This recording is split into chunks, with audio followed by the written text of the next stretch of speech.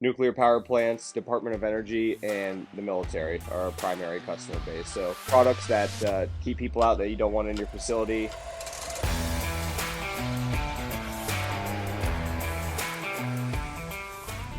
So this is our machine shop. So we have several machines in here, a lathe, the mill, and a few other pieces that we can walk back there. But this is where we do a lot of our machine work, manufacturing all of our hard metals, so steel, aluminum, really anything that's metal that needs to be machined comes through here. And it goes into like a variety of our products. We do a whole bunch of different stuff here, so it's not just like one or two products. That is a pretty diverse set that we put through the shop. So this is a piece for our GP3 gun port. So this is actually where the user would actually put their weapon through the turret system to actually use the port. Over here you guys have your shoot house. So this does more, what, PVC? Is that what this one does? Our gantry mill over here, this is actually what cuts out and does all the work to make our shoot house components. We lay our 4x8 sheets of PVC right here on the table, and the machine goes in, cuts the work, we get this nice beautiful dust. What do you guys do with that after? It gets swept, compacted, and hauled away. This would be like the end result of like one of our shoot house doors. So everything gets cut out here on the mill. There's a prep table back there where we have some of our shop guys go, take the welded aluminum frames, bolt into the system, do the full assembly, and then we pack them up and ship them out. You guys can build a full-on house. Oh yeah, full-on house, like 4,000 square feet. So this is our water jet here. So again, this thing can cut a whole bunch of different material types. This is UL4 ballistic glass right here. This cuts steel, aluminum, glass, all the heavy-duty materials.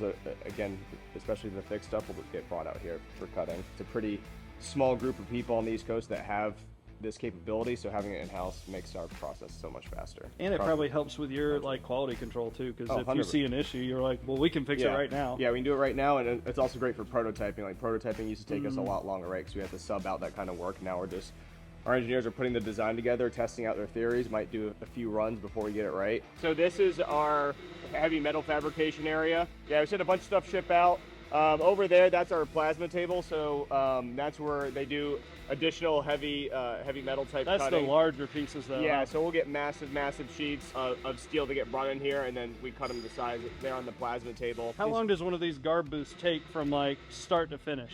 The actual, it's all dependent on the actual design and construction of whatever booth we're taking. But on average, usually they'll whip them out in about 5 to 6 weeks of actual construction time. That's pretty impressive. 5 to 6 weeks, and you have something that's like basically indestructible. Yeah. Oh, it's awesome. So you can see up here, like we have two 10-ton cranes. So when we're building like our large BREs that you see, those are 40,000 plus pound buildings. So they have to hoist them and move them, throughout the facility for whatever different stage of process they're working on, whether it's paint, welding, whatever the case may be, so they have to move them around. It's always a big event when we have to actually ship them, right? So we have to get like a massive crane outside so they get I guess I've never seen one be shipped. Yeah, we have to pick them up with a crane, drop them on a flatbed. It's a whole process. It's not like UPS delivery, I'll tell you that. It's way more involved. It all comes together in here. Yeah, awesome. All right, so we are here at Contech Industries with Mike Witt, who is the Director of Sales and Marketing here. And Contech, they do a little interesting stuff. Yeah. I always tell people a little bit about what you do, but give me the full rundown of kind of, if we're trying to explain it to the normal person, what is it that you guys actually do here? Yeah, so we design and manufacture physical security and force protection related products for nuclear power plants, Department of Energy, and the military are our primary customer base. So pretty much products that keep people out that you don't want in your facility and protect you against, threats, blast or ballistic type events. Yeah, basically, if it's something that you don't want to happen, Yeah, that's what you guys pretty much. Yeah, you guys prevent, I guess. How did I know the history of Contech, but can you tell me the history of how you kind of went into this field? Me personally, No, or the company as a whole? Company, yeah, because I know you guys transitioned. Yeah, so back in the 80s, Contech was based in Missouri. It did a lot of precast concrete for like modular buildings for the base of cell towers where they'd put in all the electronics and relay systems and stuff like that. So it's pretty much precast concrete buildings that the company was doing in the 80s and into the 90s. Post 9/11, there was essentially an opportunity to do a research and development opportunity with the U.S. government for a barrier system. They were looking for a barrier system, preferably made of concrete, that could be above grade, that would protect against vehicle and explosive threats that the Department of Energy and DoD had deemed, hey, we need to increase our delay time to protect these nuclear assets. And so they put essentially a research and development opportunity out. Contact put a bid in, won it, and that's kind of how we got our first set of products, which are our VK8 and our MBB barriers that are still used today out in the nuclear world. So during that time in the early 2000s, that's when we transitioned out of the telecom space and into the security space. This is interesting.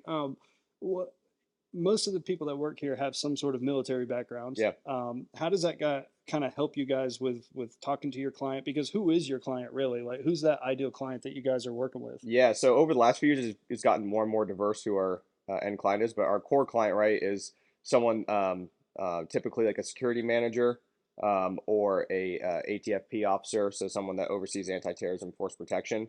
And so again, most of those guys are also, previously either military, law enforcement, most of them, honestly, at that level, they've been in the security industry for decades. Yeah, it probably Right? helps you. You Oh guys yeah, have that normal conversation of like, hey, I know where you came you can from. talk the Yeah, jargon yeah, and they get it. yeah. So yeah, it's a lot easier, coming from that space. But we've also had quite a few guys that have also come in with no military background but have great sales experience, and where they specialize in, so a lot of them know the procurement like policies and practices of the federal government. Mm-hmm. And so if you can speak that language too, you'll knock it out of the park here. Yeah, tell me about like I know there's certain places and people you can't say of specifics of who you work with, but what's the type of person, like what's the type of business or place that you guys would be putting your products in?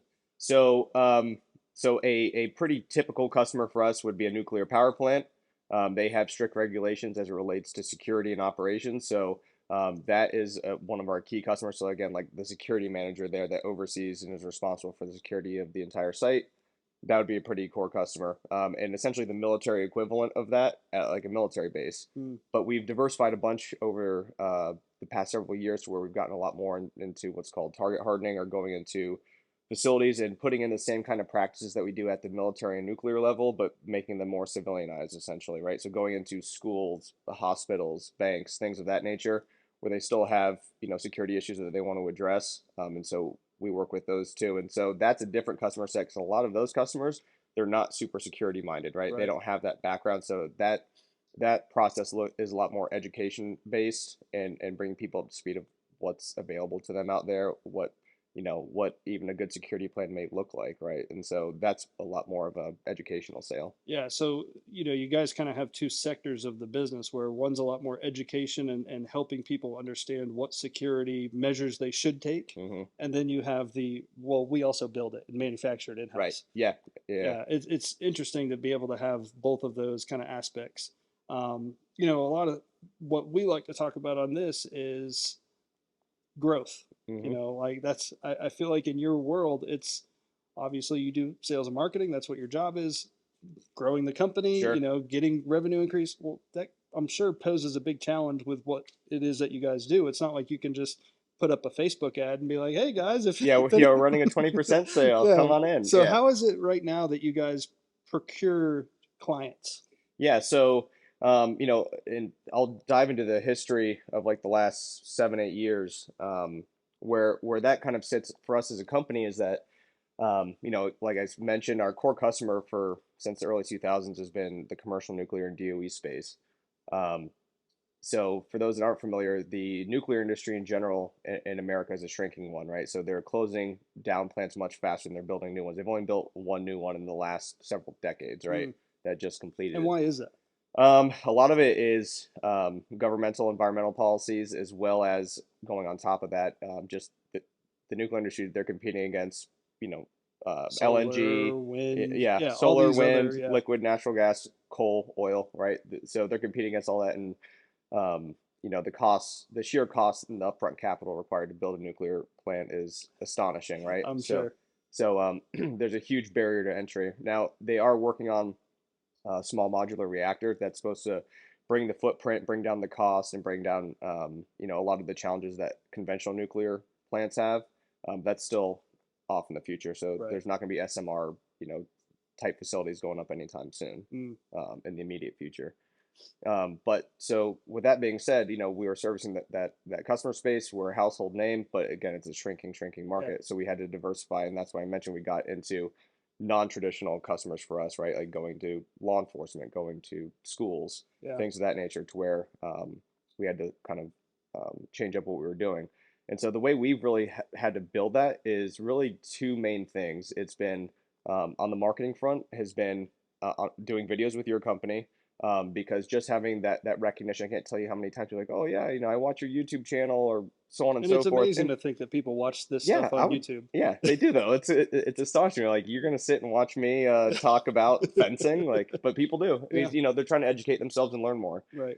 Um, so the two big things is bringing awareness through video, but really the biggest thing, and the way we pull in clients right now is really, really, really working hard on our SEO and SEM. Mm. That's been the biggest change we've had in the last 2 years. Yeah, so social media isn't as big of a thing. Yes, you have some YouTube, but Hmm. YouTube is generally because it is the search terms. Yep. So people are you're trying to go after the exact thing that people are typing into A the hundred. Google box Yes, a hundred and trying to percent. answer them. Yeah, and so we've worked hard at that for the last several years, and it's really paying dividends now.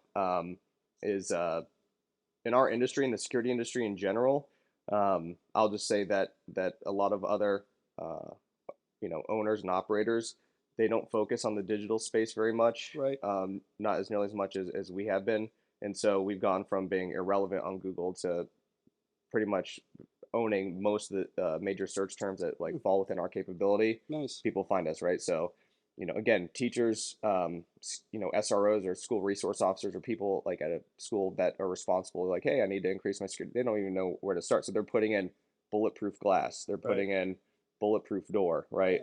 Yeah. um, and so that's where we're gaining, honestly, a lot of our engagement with our customers is from the uneducated searcher online. Yeah, very interesting. Now, speaking of schools, I know you guys just got like a big, it's kind of a first of its kind. I don't know how much you can talk about it, but being able to set up some of your products for a school system, Hmm.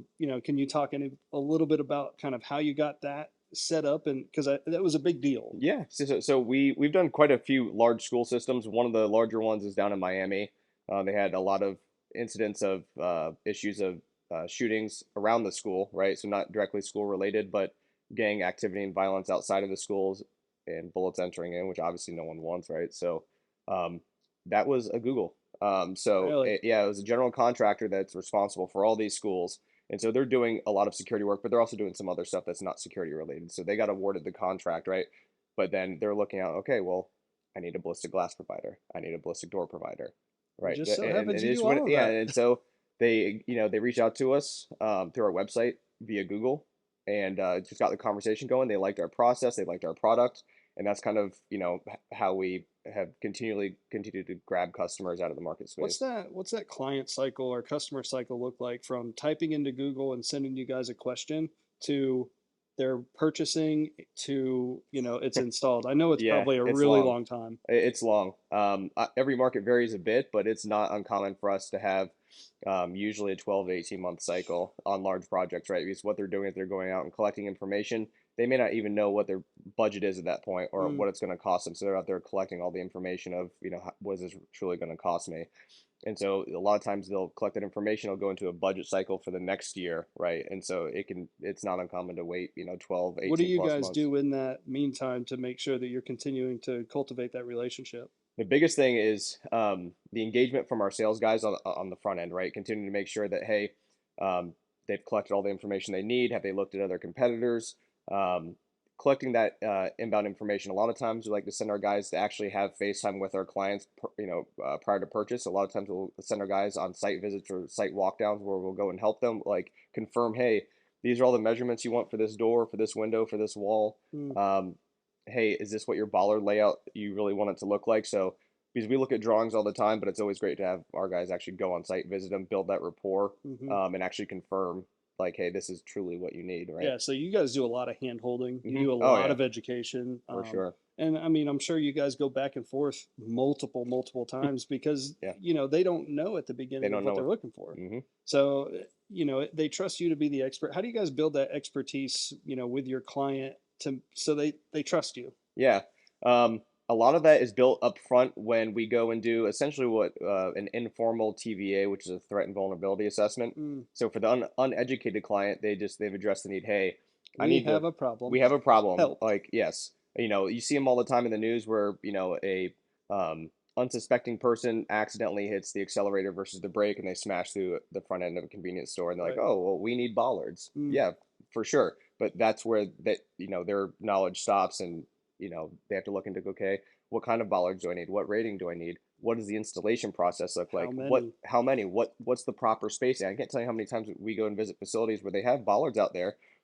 The spacing so wide you can still drive a vehicle Oh right gosh. between the two, right? And so like, you see stuff that, and a lot of times it'll be architects and stuff that are assigned a project, and they're just not familiar with They're like, we with. know we They're need like, "Yeah, these, all right, but yep, that's it. yep.